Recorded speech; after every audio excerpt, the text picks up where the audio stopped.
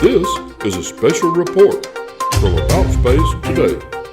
Welcome to a special report on UFOs over North America. I'm David Denault. In the past 3 days, 3 UFOs have been taken down in Canada and in U.S. airspace. On February 10th, they shot down a UFO the size of a small car over Alaska waters. On the 11th, they downed a cylindrical one near the Canadian border, and just yesterday, an octagonal one was destroyed over Lake Huron. Elon Musk tweeted, "They're just my friends stopping by for a visit." Well, some national security officials said these objects were not extraterrestrial in origin. But at least one general, Glenn Van Eck of Air Force Northern Command, proclaimed, quote, "I haven't ruled out anything at this point," end quote. Earlier today, the White House briefed the media. John Kirby of the NSC said, "This is what we know so far." The President also instructed the intelligence community to take a broad look at the phenomenon of unidentified aerial objects. Indeed, President Biden conducted the first ever daily intelligence briefing session devoted to this phenomenon back in June of 2021. He was briefed that this is not just an issue for the United States, but one for the rest of the world. And as I said, our friends and our partners are dealing with this as well.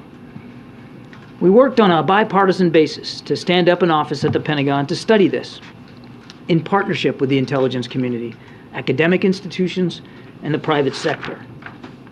These unidentified aerial phenomena have been reported for many years without explanation or deep examination by the government.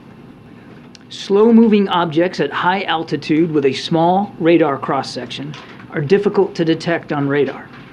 Even objects the size of the Chinese spy balloon, which had a payload the size of roughly 3 school buses, were not picked up by previous administrations or other countries.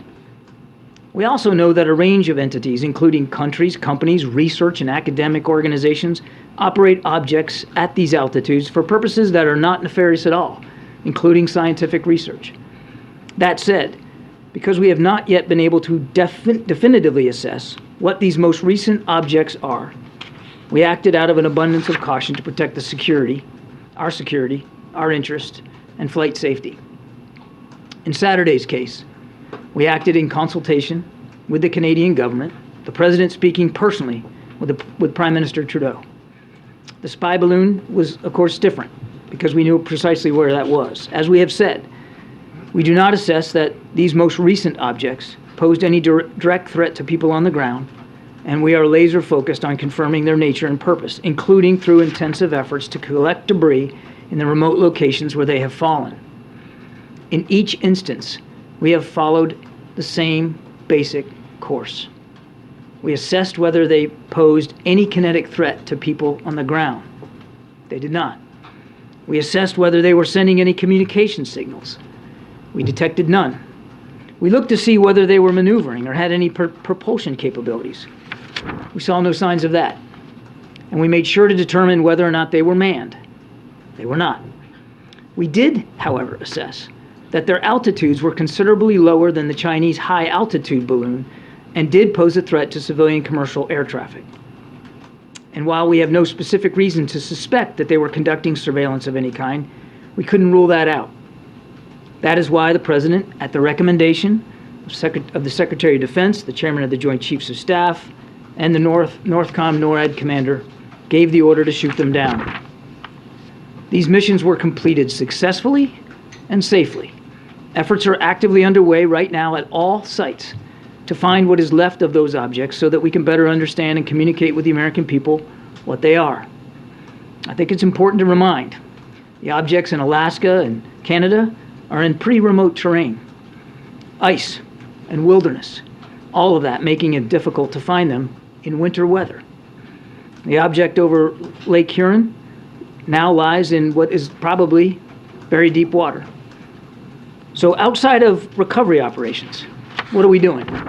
Well, first, we are continuing to monitor. There are no active tracks today, but the professionals at NORAD will continue to do their important work. Secondly, we are consulting with allies and partners on the challenge of identified aerial phenomenon and how we can all work together to deal with that challenge. The President has directed the Secretary of State, Secretary of Defense, and the Director of National Intelligence to engage with their relevant counterparts to share information and to try to gain their perspectives as well. Again, this is an issue that affects everybody around the world.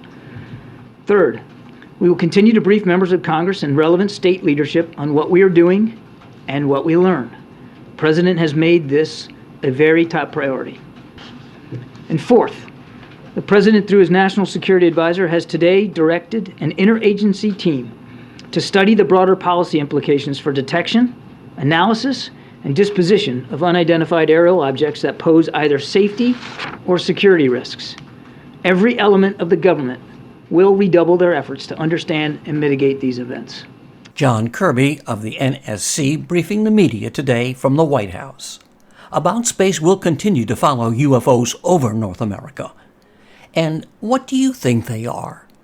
Email David at aboutspacetoday@gmail.com. Once again, david.aboutspacetoday@gmail.com.